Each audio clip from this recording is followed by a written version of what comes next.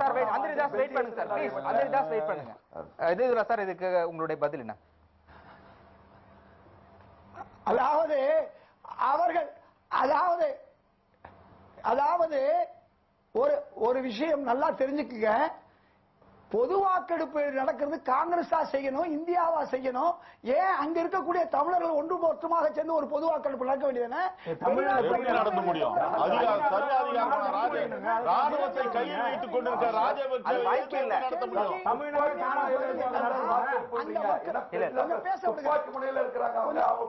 தனிப்பட்ட முறையில் அவர்கள் வாக்கெடுப்பு நடத்துவதற்கான சாத்தியம் இல்லை அதிகாரம் வந்து இலங்கையிடம் இருக்கு இலங்கை உலகத்தில் பல நாடுகள் பொது வாக்கெடுப்பு அப்படி தமிழீழம் மலர்வதற்கு ஜனநாயக ரீதியாக காங்கிரஸ் அரசு அதற்கான குரலை ஐநா மன்றத்தில் ஓங்கி ஒலிக்க தயாரா இந்த 3 பேரும் இல்ல எந்த 3 பேர் நீங்க பேசுங்க எதுல சார் உங்களுக்கான நேரம் தான் நீங்க பேசுங்க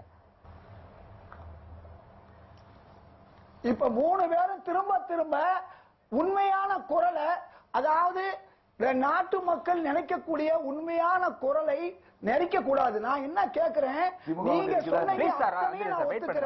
அங்கே கொடுமை நடந்திருக்கிறது ராஜபக்சே தவறு செய்திருக்கிறார் அப்படி விட்டுட்டா நாம அங்கே போகல அவங்க இங்க வரல அந்த நாட்டில் இருக்கக்கூடிய கொடுமையை யார் போய் எடுத்து சொல்ல முடியும் நீங்க போக கூடாதுங்கிறீங்க வங்காளதேசத்தில் நடந்தது தெரியுமா உங்களுக்கு வங்காளதேசத்தில் எப்படி நடைபெற்றது அங்கிருந்து அகதிகள் இந்தியா வந்தவுடனே அம்மையார் இந்திரா அவர்கள் உடனடியாக ராணுவத்தை அனுப்பி அந்த வங்காளதேசத்தை உருவாக்கி தந்தார் இங்க ஈழத்தமிழர்கள் கஷ்டப்பட்டு கொண்டிருக்கிறார்கள் இங்க இருக்கக்கூடிய தமிழர்கள் பார்த்துக் கொண்டிருப்பார்கள் குறுக்கீடு பண்ணா உண்மை உங்களுக்கு தெரியாது நீங்க உண்மையை மறைச்சாலும் உங்க பின்ன தமிழ்நாட்டு மக்கள் இல்ல நீங்க வந்து தமிழ்நாட்டு மக்களுடைய உணர்வை தூண்டுறீங்களே ஒழிய அந்த உண்மையான ஈழத்தமிழர்களுக்கு உதவுவதாக உங்க வார்த்தையில் இல்ல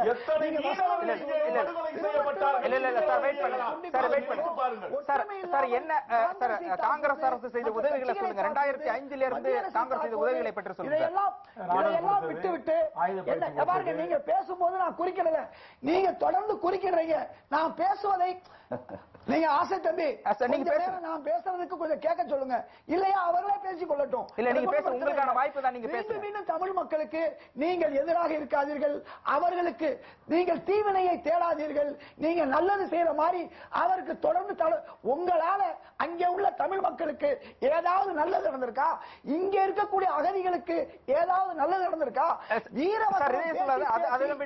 சட்டசபை தீர்மானத்தை ஒட்டி நம்ம பேசிட்டு இருக்கோம் மக்களுக்கு இடையூறும் குந்தகமும் தான் நீங்கள் விளைவிக்கிறீர்கள் தயவு செய்து கொஞ்சம் சிந்திங்க ஒற்றுமைனா என்ன தமிழக மக்கள் தமிழக அரசு ஏற்றிருக்கிற தீர்மானத்தின் அடிப்படையில் காங்கிரஸ் அரசு என்ன முடிவு எடுக்கிறது இங்குள்ள தமிழக காங்கிரஸ் கட்சியினுடைய நிலைப்பாடு என்ன பொறுத்தவரை பாருங்க காங்கிரஸ் சொல்லுங்க சார் சொல்றேன் காங்கிரஸை பொறுத்தவரை ஆட்சி முக்கியமல்ல பல ஆட்சியை பார்த்தவர்கள் நாங்க போனாலும் மீண்டு வருவோம் எங்களுக்கு வந்து ஆட்சியோ அல்லது சீட்டோ முக்கியமல்ல இன்னைக்கு இந்த சீட்டுக்காகத்தான் தமிழ்நாட்டில் இருக்கக்கூடிய சில கட்சிகள் எப்படியாவது ஒரு சீட்டு 2 சீட்டு பெற்று விடுவோம் இந்த தமிழில் ஆதரவை சொல்லி பிணத்தை காண்பித்து பெற்று விடுவோம் தமிழக சட்டசபையில் இயற்றப்பட்ட தீர்மானத்தின் அடிப்படையில் அதுக்கு பின்னாலும் காங்கிரஸ் வந்து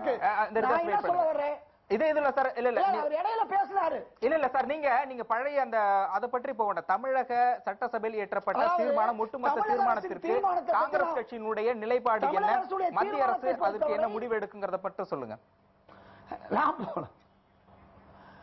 சட்டசபை தீர்மானத்தை ஒட்டி மட்டும் பேசுங்க நீங்க பழைய கருத்துக்களை பலமுறை பேசியாச்சு அது திரும்ப பல்வேறு திசையில் தெளிவா இருக்கும் காங்கிரஸை பொறுத்தவரை தமிழ்நாட்டிலே இருக்கக்கூடிய இல்ல தமிழ்நாட்டிலே பாருங்க நீங்க புரியலங்க அந்த தீர்மானம் எவ்வளவு பெரிய தவறான தீர்மானம் சொல்லும் போதே மத்திய அரசை எதிர்ப்பது காங்கிரஸை எதிர்ப்பது என்ற தீர்மானம் எப்படிங்க காங்கிரஸ் ஆதரிக்க முடியும் வேணும்னே மத்திய அரசை எதிர்க்க வேண்டும் என்று இந்த தீர்மானம் கொண்டு வரப்பட்டிருக்கிறது இப்படி இருந்தா உள்ளபடியே உள்ளார்ந்த நிலையில தமிழக அரசு இந்த தீர்மானத்தை கொண்டு வரல மறைமுகமா ஈழத்தமிழர்களுக்கு எதிரான ஒரு நிலையை எடுக்கக்கூடிய ஒரு தீர்மானமாக இது இருக்கிறது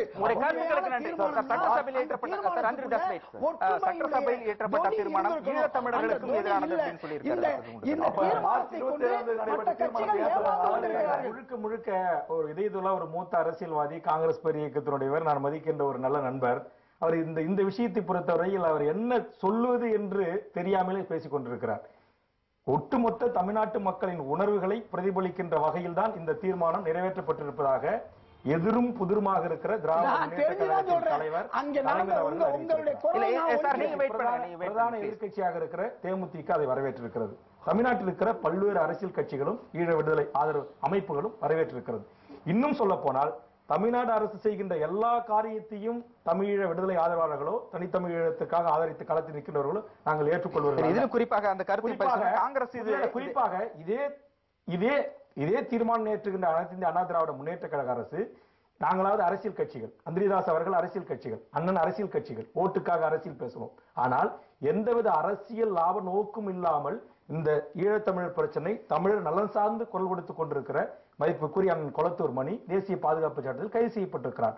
எந்தவித அரசியல் லாப நோக்கும் இடாமல் இந்த இனத்திற்காக களத்தில் நின்று போராடுகின்ற ஒரு போராளியாக இருந்த தியாகு அவர்கள் உண்ணாவிரதத்தை தமிழக அரசு எந்த அளவில் கண்டுகொள்ளவில்லை. இன்றைக்கு கோவை ராமகிருஷ்ணன் போன்றவர்கள் எந்தவித அரசியல் லாபத்திற்காக இன்றைக்கு இத்தனை அமைப்புகளை ஒருங்கிணைத்து இதற்கான போராட்டத்தை முன்னெடுத்தார்கள். ஆனால் இதில் தமிழ்நாடு அரசு செய்வது அனைத்தையும் இங்கு இருக்கிற ஈழ விடுதலை ஆதரவாளர்கள் நாங்கள் சிவப்பு கம்பளம் விரித்து நாங்கள் வரவேற்கிறோம் என்று சொல்லவில்லை. ஆனால் அதற்கு நேர்மாறாக ஒரு தமிழக சட்டமன்றத்தின் வரலாற்றில் இன்றைக்கு எந்த கட்சிகளாலும் குறை சொல்ல முடியாத, எந்த அமைப்புகளாலும் குறை சொல்ல முடியாத இந்த காங்கிரஸ் பேரியக்கத்தினுடைய தவறுகளை சுட்டிக்காட்டி ஒரு துணிச்சலுடன் இன்றைக்கு ஒரு முதலமைச்சர் தன்னுடைய கருத்தை, தமிழக மக்களின் உணர்வுகளை, ஈழ விடுதலை ஆதரவாளர்களுடைய உணர்வுகளை, ஒட்டுமொத்த தமிழ் மக்களின் உணர்வுகளை, மாணவர்களின் உணர்வுகளை பிரதிபலிக்கிறார் என்று சொன்னால் அதற்கு இந்த மத்திய அரசு கொடுத்த மதிப்பெண்ண, மூவர் தூக்குக்காக ஏற்றப்பட்ட தீர்மானத்திற்கு கொடுத்த மதிப்பெண்ண, போர்க்குற்ற விசாரணைக்காக ஏற்றப்பட்ட தீர்மானத்திற்கு மதிப்பெண்ண நான் கேட்கிறேன். ஆக சட்டமன்றத்தின் தீர்மானத்தை அனைத்தையும் ஒரு விஷயத்தை உங்களுக்கு நான் சொல்றேன். மன்மதா ஒரு பிரச்சனையை கொண்டு வருகின்ற போது, அது திஸ்தா நதிநீர் பிரச்சனையில் திரிணாமுல் காங்கிரஸ் தலைவர் மேற்குவங்க முதல்வர் மம்தா பானர்ஜி அவர்கள் பிரதமருக்கு ஒரு நெருக்கடி தருகிறார். அதற்காக பிரதமர் அந்த ஒப்பந்தத்தை கைவிடுறாரு.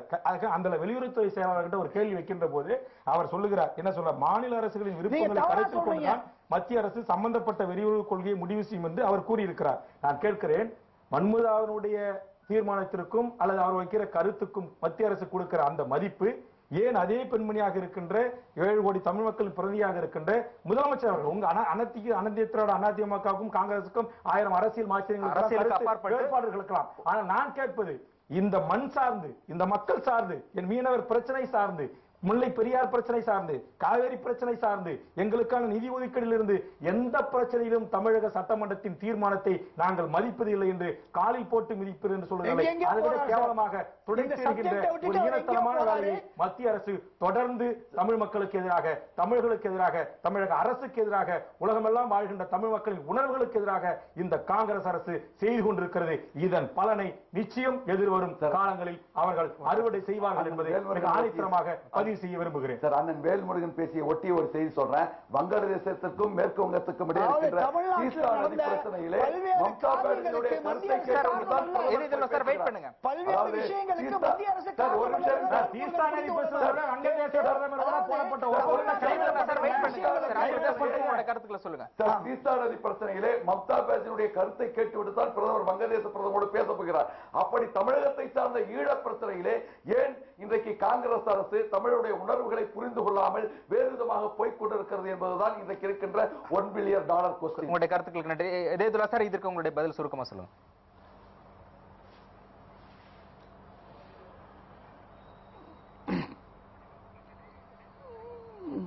அதாவது அந்த மாதிரி ஒரு நிலையை தமிழ்நாட்டில் உருவாக்கல சார். தமிழ்நாட்டில் இருக்கக்கூடிய கட்சிகள் மத்திய அரசோடு சுமூகமா இல்ல. இன்னைக்கு இருக்கக்கூடிய தமிழக அரசு மத்திய அரசோட மோதல் போக்கோட இருக்கிற ஒரே காரணத்தினாலதான் இங்க எதையும் கேட்க முடியாத ஒரு சூழல். அந்த மாதிரி ஒரு பல்வேறு விஷயங்கள் சர்வகட்சி ஒன்னா சேர்ந்து இல்ல. நான் என்ன கேட்கிறேன், இடையில பேசுறேன், இடையில பேசினா உங்களுக்கு சொல்ல முடியாது. ஒரு விஷயத்தை தெளிவா புரிந்து கொள்ளுங்கள். ஒற்றுமை இல்லைன்னு ஆரம்பத்துல சொல்றேன்.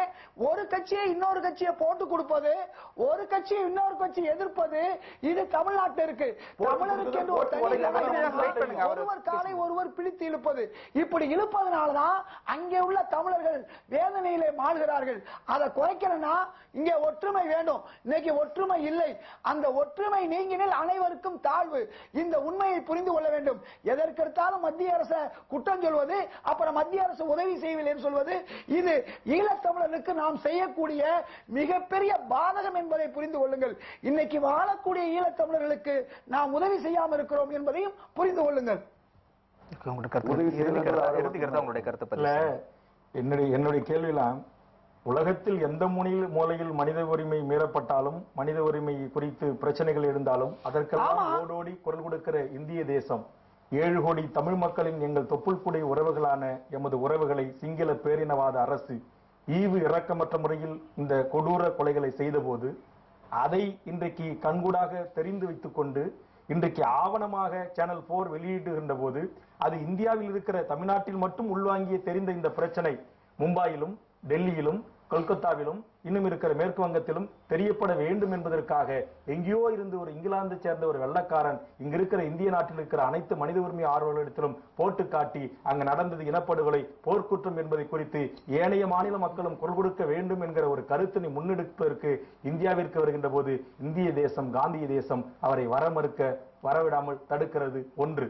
இன்னொன்னு, ஐநாவின் மனித உரிமை ஆணையத்தின் தலைவியாக இருக்கின்ற நவேதன் பிள்ளை அம்மையார் அவர்கள் ஒரு தமிழச்சி என்கிற ஒரே காரணத்திற்காக சிங்கள பேரினவாத அமைச்சர் அவர்கள் சொல்லுகிறார், சிங்களர்களுடைய ஆண்மை என்னவென்று தெரியும் என்று சொன்னால் நவநீதன் பிள்ளையை உன்னை நான் திருமணம் செய்து கொண்டு காட்டுகிறேன் என்று சொல்லுகிறான். அந்த ஈவு இரக்கமற்ற ஒரு மனிதநேயமற்ற மோசமான முறையில் இந்தியா இதுவரை கண்டனம் பேசிய அவனை குறைந்தபட்சம் கண்டிப்பதற்கு கூட முன்வராத இந்த இந்திய தேசம் ஈழத்தமிழர் விடியலை ஒருபோதும் பெற்று தராது. ஒன்றே ஒன்று, ஈழத்தமிழ் மக்கள் அவர்களுக்கு ஒரு நாட்டை அவர்கள் உருவாக்கிக் கொள்வார்கள்.